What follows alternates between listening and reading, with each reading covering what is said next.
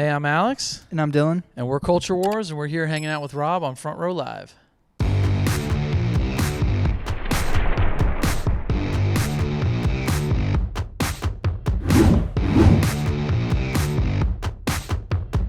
What's up, guys? Rob here, Front Row Live Entertainment. I'm hanging out here with Culture Wars, and I'm excited to be talking to you guys. I've been really into the music that you guys have been releasing so far. Typical Ways is definitely on repeat, which is the newest single.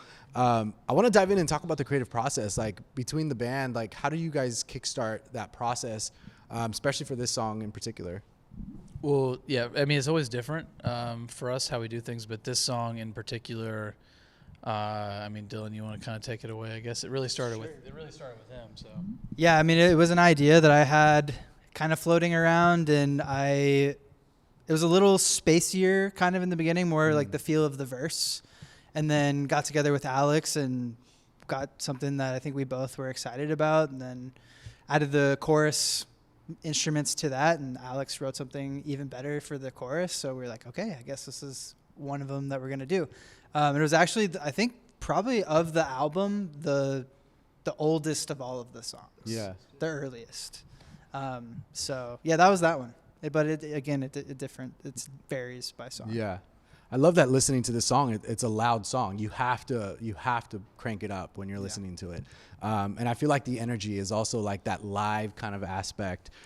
Did you guys record differently with this song? Did you guys go and do like a live session versus like tracking guitars and vocals separately? Like what went on during that recording process? Yeah, I mean, I don't think we did anything. The only thing we did differently for this song, which we didn't do for others, is we set up like two huge Marshall stacks, like the big amps, and ran them at the same time. And I was out in the room, in the big tracking room, which was probably about this size, at Sonic Ranch, which is this great studio outside of El Paso that we record at a lot. And I was just standing in front of these two huge amps, just like, doing that sort of thing. So other than that, it was kind of the same. But we did generally track individually. Yeah. And we did that the same for this one. Vocally, it's impactful on this record as well. Talk to me a little bit about your vocals. How did you kind of step out of that comfort zone? I know Caleb has been the producer for the band, but how do you guys differentiate that section or that portion of like being the artist, but also being the producer, but also trying to like step it up, even though you guys are comfortable with each other? yeah, I think it's mainly just because we're so comfortable with each other. I mean, Caleb's been a part of our circle for, I mean, even before this was a band kind of thing. We've known each other for a while, so I think that kind of comes with it. We're all friends, so there's a bit of that. But I mean, vocally, that one, when he had the parts, I just knew exactly what I was going to sing right away. With the chorus, I was like, I don't know, I don't have anything. And then I went to sleep, and I woke up the next morning, and I had it all in my head, and I just did it on a voice note. Yeah. And then I found out how high it was in real life, and I was like, but I could always do it, but having the great vocal coach that I have now, I can do it repetitively, after night, even if it's at the end of the set when you're tired. So it's definitely the highest note I've hit on anything, but it's all just like a growing process together, and we all just figure it out. And I think with a song like that, along with a lot of things, when it's just exactly what it is, you just record the bass, drums, and guitar and vocals exactly how they are, and it kind of figures itself out, Yeah. So you didn't even have that high pitch in mind during the writing process? It's just like you realize it after? No, it was a voice note, and I was like really hungover, honestly. I just was like, I just was like kind of making a weird noise into my phone, and I listened back to it like hours later. I was like, okay, and then you have to just try singing it, and you go, okay, well that's up there, but sure. Yeah. But I had no thought about it. Yeah. I try not to make things hard on myself on the road, but it just happens. I feel like you did that with this track, though. I do that with most songs. Because it's not even just the high notes. It feels like a fast song as well. So it's like you're doing cardio on that stage. In certain cases, he's sprinting down the catwalk and there and back. Oh, that was the Maroon 5 tour. They were very nice to let me use their massive catwalk, which has never happened before, and I was maybe a little too eager. I was getting out of breath. But you know what? We can all be in better shape. But yeah, so that was a little. Yeah, I would just have to just try and bring my heart rate down as we go. But, yeah, Dillon, how does it impact the bass for you when he's changing up the tempo, the speed, but also like the vocals? Does that play any role with your bass and the way that you're going to perform as well? Well, I think not necessarily playing live, but definitely in the songwriting and production side of things, because we're very much of the opinion, if we don't have a song that works with just a vocal and a guitar, or a vocal and a piano, then it's not a great song. Yeah. So we start there, and then it's like, okay, we get drums, and then we get bass next, which is really the beginning of that glue between the rhythm and then the harmony. Yeah. And it has to tie in with the vocals as well. So Caleb and I spend a lot of time on the bass and drums, just really making sure that everything is complementing that vocal, because at the end of the day, that's what people are really catching on to, is the vocal. Right. So, but I will say live, I am the loudest thing in Alex's mix, so it gives me a lot of anxiety when I'm on stage about playing the right notes. I hear every mess up, so it's fine. He's never heard a thing. The pressure's on. Yeah, exactly. During the recording process of this upcoming debut album, what did you guys do differently? Like, is there something different to what we're listening to right now from the releases that you've already had? Did you guys test the waters in any certain way with this new material? Yeah, I mean, I think the album in general, like he was saying, we if it's not good with the two elements, we don't move forward. Yeah. So that enabled us to get away from, any kind of tricks or overly electronic things, or like building a track and then trying to have a melody to it, if that makes sense. Like, then you're trying to sing over like an entire track, which has always been challenging for me, because then you're like you're not fighting a chord progression, you're fighting like 2-3 melodies. Yeah, everything else. Everything else. So we were really strict about that, but that enabled us to make a record that was where if the song's good, you just put drums, bass, and guitar on it, and that's kind of the end of it. You don't have to do a lot of things. So that was what we intended to do. So for this album, I mean, that's very different from how we used to just like build a cool track and then see if we could get a cool melody. Yeah. And of course, if you don't have a melody to the cool track, then everybody gets mad. Yeah. But this is a little more straightforward. So, but the way we did that, I think, enabled us to just write really great songs, get better at writing really great songs, or good songs, whatever your opinion is of us. But they're okay. They're write really okay songs, and then hopefully, just let the band do their thing. Yeah. It's. Add to that, I think also on top of that, this album, we had an opportunity to play a lot of the songs live before we released them. And because of that, we rethought a lot of the album. And like we were talking earlier about being in the studio, we're about to go back into the studio to record some more songs to kind of fill out the album, because we thought we could kind of beat some of the ones that were already on there. So that helped a lot, I think, too. Yeah, I'm sure with the experience of these massive shows that you guys have been having, it's like bigger stadiums, arenas. So I'm sure like that, and different countries as well. So like I feel like that had a very significant role on that creative process, because now you kind of see a different kind of audience. You're looking far out. Definitely. So it's like I feel like you want to go harder, right? Like, did that really play a role? Like, was that really impactful going back into the studio after these shows? I think so. Do you want to? Yeah, I mean, I think we were talking about, even as we were getting ready for these shows, like, all right, if we were going to do our own headlining show, what would we play? And then we kind of went, oh wait, we'd have to play everything on the album.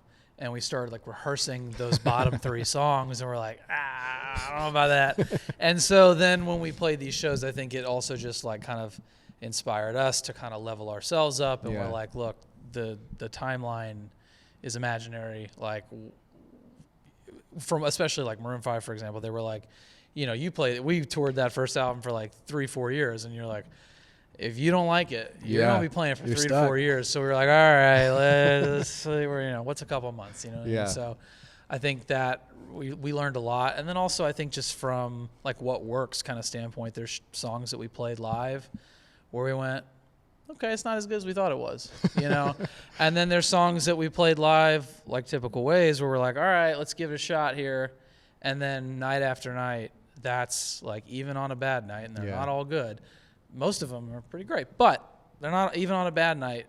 It's like everyone like wakes up or whatever on that, you know, or on a great night, they just get a lot louder. It's very interesting. It's not what I would have thought was going to happen, but even no matter what, night after night, every country, every continent is the same. Crazy to say that. Yeah, it's weird. So, and it's a good. So, like going into this release, we were like, well, if this doesn't work, then like maybe the recording is just bad. But you know, you never know how it's going to translate. But it's gone equally as good, just in a digital sense. So, yeah, it's been good. What about sonically? Because you haven't just been touring with one type of genre. It's been kind of a mixture of artists that you've been on the road with. So did that change your direction maybe, or your sound, or maybe allow you to be more creative in your sound because you're getting to perform with different types of audiences and different types of genres? I think it's just easier when you're like on tour with a band that doesn't sound remotely like you, because you're giving them something different, and I don't think people want to listen to the same sounding band back to back like that. They want like a little palate cleanser, a little warm up that's not just here's a version of the song of the band you're about to hear. Here's my cover of Maroon 5. Yeah, here's a way worse version of Maroon 5 real quick. Me trying to be, you know, Adam or whatever. You know, no one wants to hear that. So I think it actually works out better, and I think that it kind of gets everybody revved up in a good way. So I mean, when we play with bands that are all over the place, and I don't think it changes us, but we also feel like our own identity within the show, if that makes sense. Like we know what we're bringing to the table. And it's not like obviously you're playing on their show. It's not a competition or anything, but you recognize that like we're doing our own thing and they're doing their own thing, and it works. And I think for every tour that we've done, it's felt that way. I mean, sometimes you tour with like rock bands, which we have, like the Cult, who are super sweet to us and super great. You know, but their fans are different. Love you or hate you, you know, and that's fine. You know, maybe they're not into the poppier stuff, and that's you know, whatever. We're there, you know, for the people that do want to hear it. So you know, we're just not afraid of different environments. So I think that's kind of just like bring it. And we've learned that even like Laney, who's a very like pop band, like very like synth and all that kind of stuff, and it's awesome. But that crowd still really likes Typical Ways a lot. I mean, when we did the first night in Singapore with them, it was just when we played that song, it was, and I just, I was shocked. I was like, oh, y'all heard that? Jesus, you know. So you never know with people. I think the listener nowadays, with the internet and with the options that they have, they're into all sorts of stuff. You know, and they'll listen to whatever. Yeah. But then you make a song like Typical Ways, and it's just easy to like, I can walk in and never have heard the song and watch you guys perform, and I feel like I too would be like singing along, because it's just one of those songs that just brings you in, and I feel like that's a cool experience. As my father says, easily digestible, and I'm like, okay, sure. I think that's a compliment. No, he means it as one, but it's fine. I want to go back to the songwriting. Is it a collaborative effort between the entire band? Is it just the two of you? Like, what is the process when it comes to writing the lyrics for these tracks?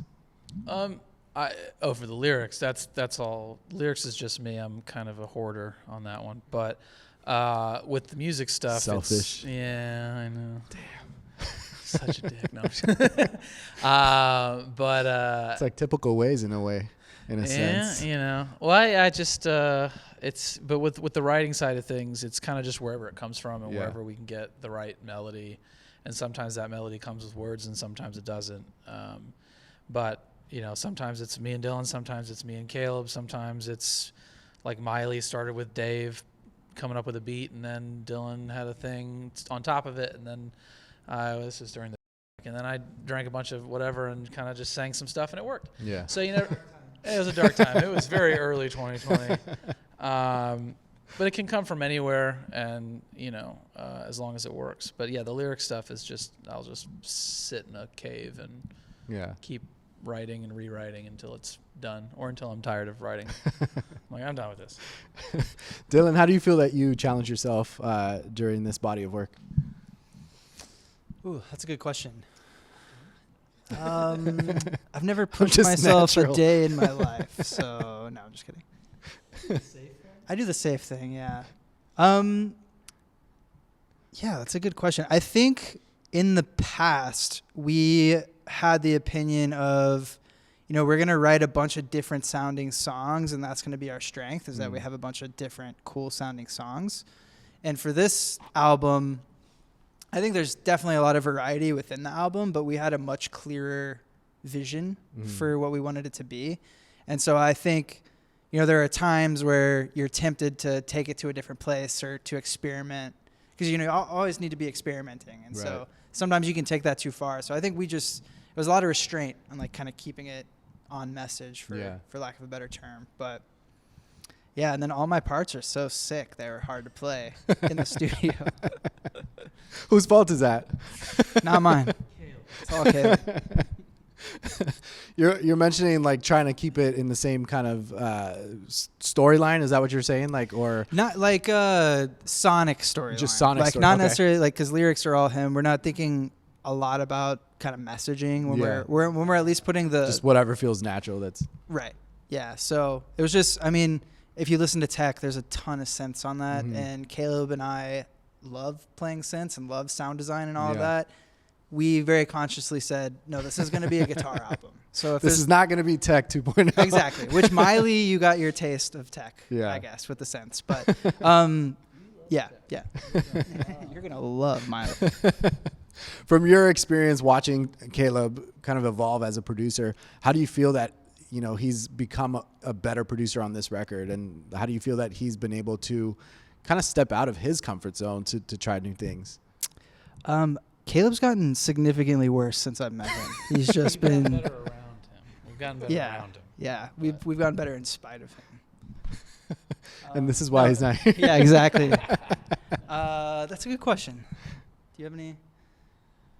I think, from a producing standpoint, I mean, that's where my head's a little out. But from a songwriting standpoint, him and I like really put our nose to the grindstone on that one and forced ourselves to write better songs. I think that was the biggest strength. And then, he works on so many other different genres, and he, in between Tech and this, he went off and does a bunch of R&B and rap and whatever he can get his hands on kind of thing. So, I think taking all of that and bringing it back into here allows us to do more, like to really focus on, okay, what's working. Yeah. So he comes in with a fresh mind, but even on a songwriting thing, I think the two of us really we set an intention and we spent 3 years on it, and then we finally got there. So I would say, like, from a songwriting standpoint, more so than anything, we set that intention and we followed through on it. And that carries over into the production and just having great songs that just need great parts with a great band, and you're done kind of thing. And being okay with that simplicity, I think, takes a lot of restraint. So I think, normally none of us would want to do that. Yeah. But we kind of grew into it, Dillon? I think on the production note, like I said earlier, we were able to play these songs live before we put them out. So, I kind of come from the live world, so I generally think about things as like, I'm a live band person first, and then you go and you're lucky enough to go in the studio, and then there's other musicians who are like studio first, and then they have to think about how do you apply that to live. I think Caleb sits more in the studio first kind of camp, which is great. Not that he hasn't played out before, but when we started, I think there was a shift when we started playing live more, that he saw the songs as like, okay, these aren't just coming out of my speakers. Like these are going to be played out to people. So how do you? Well, that, and they're coming back to you as well too. So 100%. Yeah. So I think just that different kind of philosophy in writing, and you can tell like a pop song is written a little bit different than a band record, and that's because in a band record the band gets some time to shine too, and so I would say just kind of adapting from that and all the stuff about songwriting as well. Do you guys feel that the creative process of the band has evolved a lot from like going from Lies to It Hurts, another favorite of mine, and then, you know, going to now the new single, like, do you feel like that has really been like a drastic type of evolution for you guys, or do you feel like it's just like a natural progression as you guys continue to create new music? I think definitely from Lies to the new stuff, and like even Tech to the new album, I think there was a big shift there in the ways that Alex talked about. It's like really focusing on songwriting first.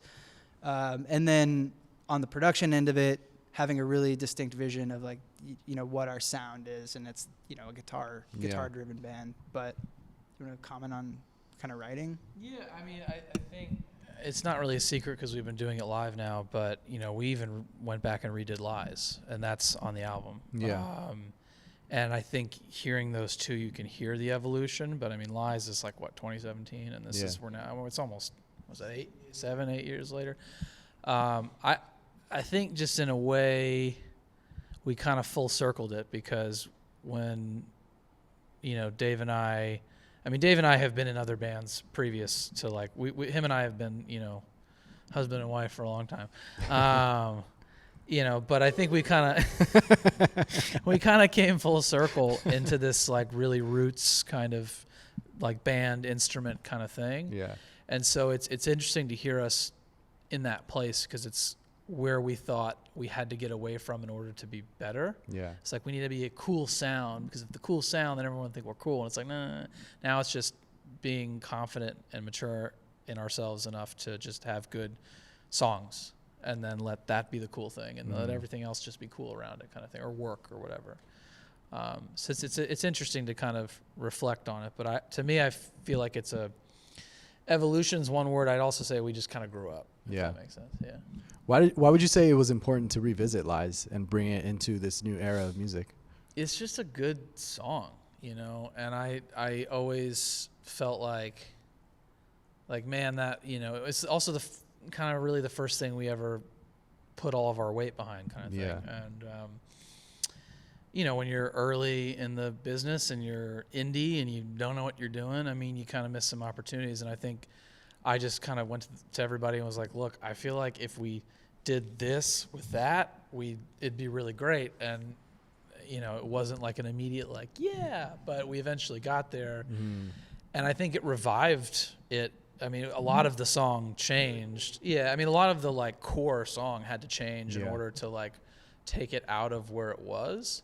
But now it really works. And so I think that to me is like just shows like how much we've grown to go from A to B. Yeah. Like it's almost like we had to do it to like prove to ourselves that we were better now, you know. What if it just ended up sounding the same? Damn, that was the same sample. Go ahead. I was gonna say it's the exact same. We just took out the electronic drums. Dave was throwing a fit on that one. He's never been a fan of that. That's fine. With the songs released so far, vocally, which one would you say was like the challenge to get finalized in the recording process? Heaven. Yeah, Heaven, probably. I re-recorded that a couple of times. It just never felt right. And then I got my like newer, well, not new, it's not been new now, but at the time, vocal coach, and we were training and doing all this stuff. And I was like, man, like I feel like I can sing all these songs twice as good now, and Heaven's never felt right. And so we went into the, was it Studio 3? I lose the numbers. I call it the Prince room, because it was the Prince room. Nice. And so we went to the Prince room, and it's super vibey, and my voice was in a different place, and I was able to like put it there. But it's still, every night, that's the song where I'm like, in typical ways, I still, you know, it takes some thought, but Heaven is up here the whole time, and you gotta really be, and I mean. Last song too, so he's like tired. Damn. Yeah. Well, and even if it was the first, it's still, it's nonstop, like up there, like breathing, like that's the toughest one to do. From start to finish, yeah. Yeah. So that was probably the toughest, but it's just because it's just hard to sing. Which it's always fun to watch people try and sing it on like YouTube and stuff, and like try and cover it. And I'm like, hey man. I feel like that's gonna happen with. I feel like that's gonna happen with Typical Ways. I feel like a lot of people are gonna start. Well, good trying luck to belt that one out, because I already already watched somebody botch the guitar part, Oh. and it drove me crazy. I mean, I'm Oh. happy as people are Yeah. playing it Yeah. for sure. But I was gonna do a cover. I guess I'm not anymore. no, That just means you have to make your own video explaining it. Yeah, exactly. Show us the right way. You guys have had an incredible opportunity of basically traveling around the world, going to different countries, continents, as you mentioned earlier. How have these experiences really changed your outlook on your music and you guys as a band? Because, like, you know, when you start out, you're like, yeah, I want to get out and play across the street at that venue, but you're like going around the entire world. Like, how does that change your vision? Yeah. Yeah, it's definitely. I know it's not cool, but I think it's important, like, to take it into like a more of a business sense. Like, we essentially ditched a U.S. tour in order to, once we got the offer to go with Laney to go to Asia, but we had to like make this really, because I was going, well, hold on, like, like, we're from the U.S., like, this is where we should build, and then it was kind of explained to us, and it made us look a little more. I mean, usually bands of our like type, like, you know, the Killers or Kings or whatever, like they'll break everywhere but the U.S. But the U.S. US, is yeah. last, and so we kind of had to remind ourselves of that. But it became that, you know, Asia, which, you know, a lot of other bands don't think about, has become the focal point of our success, because in the I mean, we went from, you know, like playing 300, 500 cap rooms in the U.S. and whatever, to all of a sudden we're thrown into playing arenas with Laney, stadiums, then getting asked by Maroon 5 to do the Asia tour with them, which wouldn't have happened in the U.S. if we did it in that same path. So it was kind of a way, like, we like built this like case of like, no, this band, and again, we're completely independent, this band does work, and people do like this music, and if you give us this kind of a shot, like, not only, we take it very seriously, not only are we going to do our best to step up to the plate, but, you know, people like this. And so I think it kind of proved our like business case that like this works.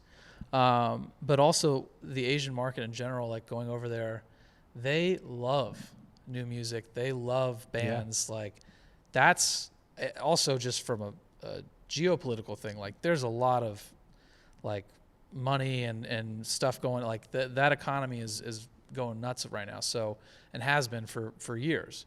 So there's a lot of hungry fans that don't get people to come out and show, and they love it. So it's a fantastic place. In the U.S., you know, sometimes you get a good crowd, sometimes you get the kind of impress us thing, and, you know, and It's like we're so used to all these shows. Yeah, and they're not. Yeah, you get like real. I mean, it's like the Coachella fans. You know, there's just a bunch of influencers or whatever. But it's, you know, it's real people who want to hear real music and are very passionate, and they're great fans and people, and beautiful countries with beautiful food. I mean, it's great. Yeah. But it for us, it redefined our band, and it redefined our business, and it redefined everything we were doing. And now we're in a totally different place. Yeah. But it was a huge risk because, like, you know, when you're from Texas, it's like, we're going to Kuala Lumpur. Like, sorry, and now that we've been twice, it's gorgeous and we love it and the food's fantastic and great. But at the time, you're like, well, hold on, we're trying to like just sell tickets in Denver. But you have to kind of place yourself there. But then you become this like more global thing, and it kind of opens the doors. And then that opened the door to like Keene in Mexico, and going back to Mexico and all sorts of other things. So, you know, it's, but it's been really awesome for our career as a band. But I don't know, just from like an indie standpoint, there's more out there than your country or your town or your city or whatever, you know. True. I think everyone's like really dug in, like, personally. Yeah. That's just me kind of watching everybody since we really started to pick up the touring. And then also, I think what I kind of, I don't know if struggle is the right word, but it's crazy because you're out there and you're literally living the dream. Like, when I was a kid, all I wanted to do was be in a band that was famous in Japan and like totally unknown everywhere else. I thought that was so cool. And like, that's not what's happening, but we're traveling to Asia and getting to do this, you know, so many cool things that people dream of. We're literally living the dream. And then on the other hand, it's like we are nowhere close to where we want to be. Yeah. So you have to like, Yeah, and we never will be, but it's like, okay, you have to stop and appreciate the moment. But at the same time, everyone's like, okay, like we have to get really serious now. Yeah. So just kind of that dichotomy is interesting. Yeah, I think it made us want to be like, all right, cool. Like we've opened these big shows. We want these to be our shows. Like, Yeah. how do we? What's the process? Like what how do we? And it's really just repetition, but it just lit a fire under us for sure. Yeah. It was awesome. Yeah. Because I'm sure, and I'm gonna pinpoint a location. I'm sure Manila is like sure. really excited to see you guys again. Yeah, yeah, it's really our people. Yeah, for sure. I mean, well, when we were very, very, very, very lucky that Laney let us. I mean, to go. First of all, that was like a career show. That would be a career show for anybody, but Yeah. that was a career show for them in a big, big way. That was. I mean, it's 55,000 people. Yeah. I mean, They don't play. that's a lot of people, and They not don't a play lot out of, there. Yeah, not a lot of people play the Philippine Arena. I mean, Yeah. this year it was like Dua Lipa and Bruno Mars or whatever, and I mean that was a big moment for them, and I was just very conscious of that to not like be very like respectful of that Yeah. because I recognize it was a very big moment, and for them to share it with us. I mean, it's maybe nicer than they needed to be, but yeah. So, but I mean, to launch yourself into the Philippines for the first time, not only do they have just fervent fans, like in the biggest possible venue you could play there Yeah. by a long shot, is wild. And so, and also, they were nice enough to let us go on late enough that the room was full. Like that's again, Wow. they didn't need to do that. It's their show and it's a big deal. And I'm pretty sure they were filming it. I don't know, but yeah. So, I mean, to have have a band be that gracious certainly helps. Yeah. But those fans are nuts, like in a good way, and they don't know who we are. Lights came down, and the screen had our name on it. They knew Yeah. it wasn't them. It's very clear. But they still screamed away for every song, and they were still into it and sharing stuff all over social media and telling all their friends, and it just launched us. And then obviously we got to come. I felt bad because we came back with Maroon 5, and by the time we were allowed to announce it, it was sold out anyway. Yeah. So none of So them they couldn't could just go. add. They either had tickets or they didn't. I was like, sorry, but no, I mean, we love the Philippines and, Yeah. and Manila and Cebu where we were with them as well, and it's fun. We like it. Food's great. Yeah. Those fans, I mean, like, there was a group that kind of took to us pretty quickly, and they met us at the airport when we were leaving the first time with like a sign that they Yeah. had made, which was crazy. And like we still get messages on our personal Instagrams That's like, amazing. "Hey, I hope you have a nice travel day to Mexico City. Like, be safe." It's like, that is so nice. You don't have to say that. It's like, it has nothing to do with us playing. Yeah. It's just, hey, we care about you, which is really cool. They run a fairly successful fan page that's specific to the That's Philippines. awesome. I'm so surprised how successful it is. I'm like, it's like 2,000 or 3,000 followers. I mean, for a fan page, that's pretty high up there. So, I mean, they in their own regard have been very awesome with us and helping spread the word so that we can keep, coming Yeah. back and expanding and stuff. So, but that's just how they are over there, man. I assume they like the music. You'd think, but any excuse, we will definitely go over there. So, Yeah, I think they'd be ready for that. I think they'd be ready for yeah, a headline from you guys. it'd be good. Anywhere, man. Yeah.